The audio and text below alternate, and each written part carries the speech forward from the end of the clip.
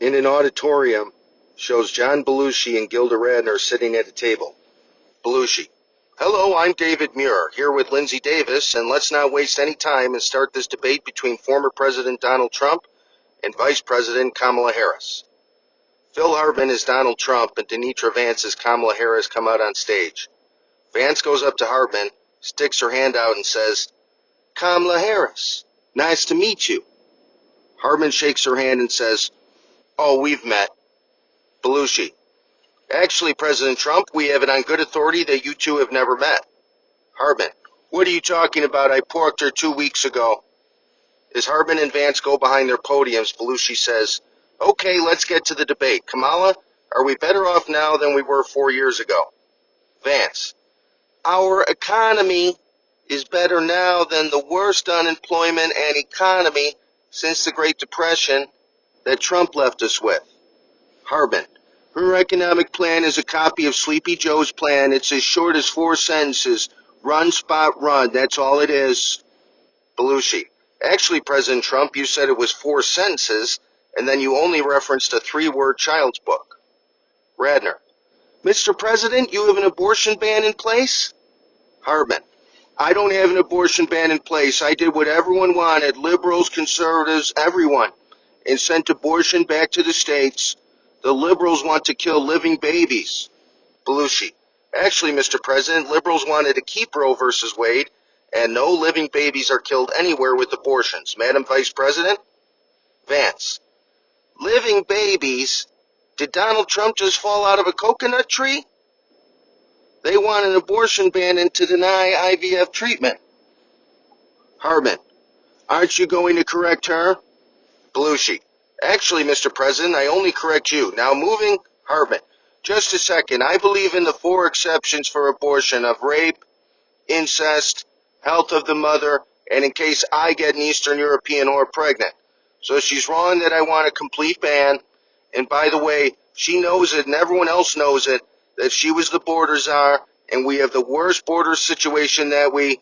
Belushi: Actually, Mr. President, she wasn't the border czar, and we are going to get to the border later on. Hartman: Let's get to it now. Illegals are eating pets. I met a woman who was very, very attractive, and she had a poodle, and Jose Ortega Salazar came over from Guatemala and ate him for lunch. Belushi: Actually, Mr. President, that never happened. Madam Vice President? Vance: We could have solved the border, but the GOP wouldn't join us in a law giving more Border Patrol agents. Hartman: I didn't need a congressional bill. I just had asylum applicants stay in Mexico. That's literally all you have to do. Belushi: Actually, Mr. President, that's incorrect. Hartman: How is that incorrect? Belushi: I just assume it is because you said it. Now, moving on to war, what would you do about the Gaza and Ukraine conflicts? Hartman: I will have those solved before I'm even sworn in. Vance: No way.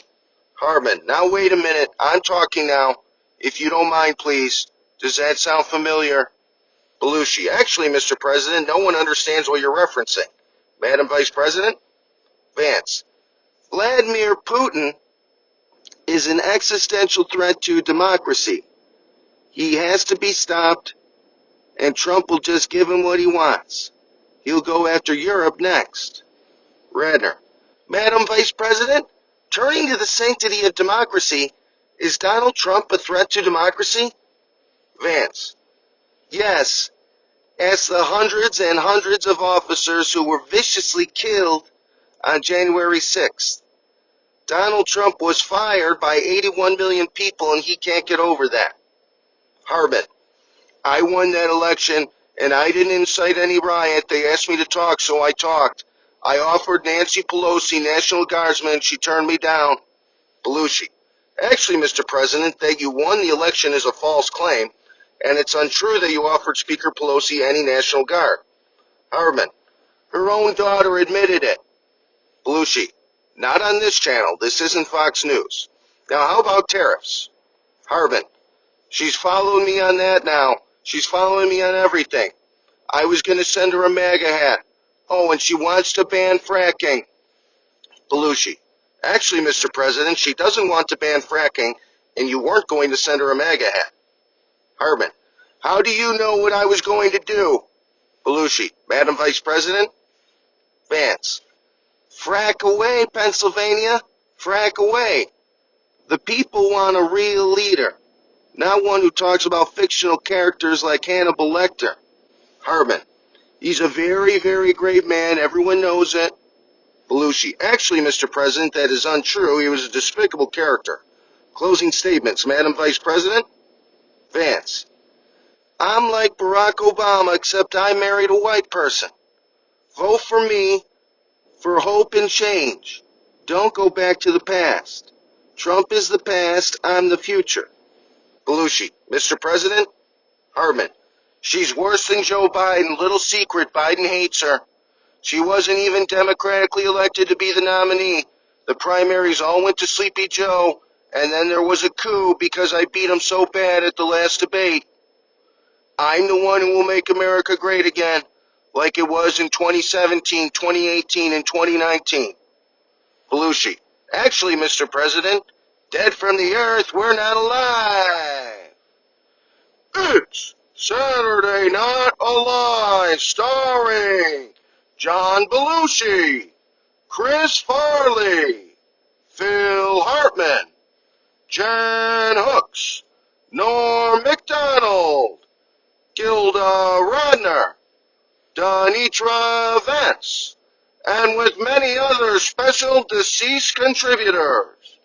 Musical guest, Fatman Scoop, and your host, James Earl Jones.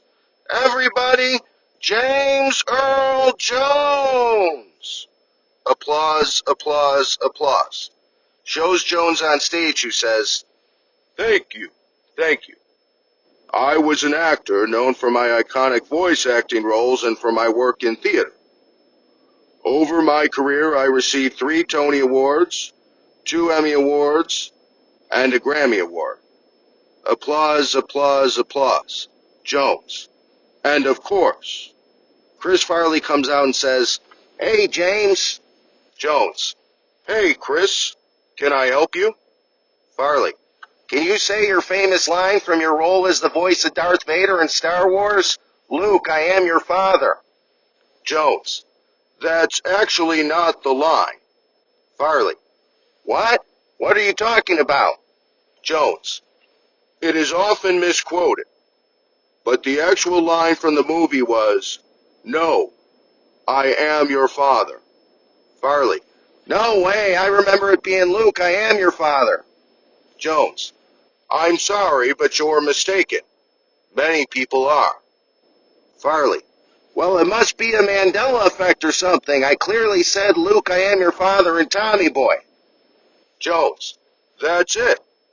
That's why everyone thinks it's Luke, I am your father. Because that's what you said in Tommy Boy. It's not a Mandela effect. Everyone is just remembering you speaking into the fan during your movie. Farley. Well, that may be true, but for all those people like me who still think it's Luke, I am your father, can you still just say the line? Jones. Very well. Luke, I am your father. Farley hugs Jones and says, Aw, thanks, James, you're the best. Jones. You're welcome, Chris. Folks, we have a great show tonight. Fatman Scoop is here, so stick around. We'll be right back.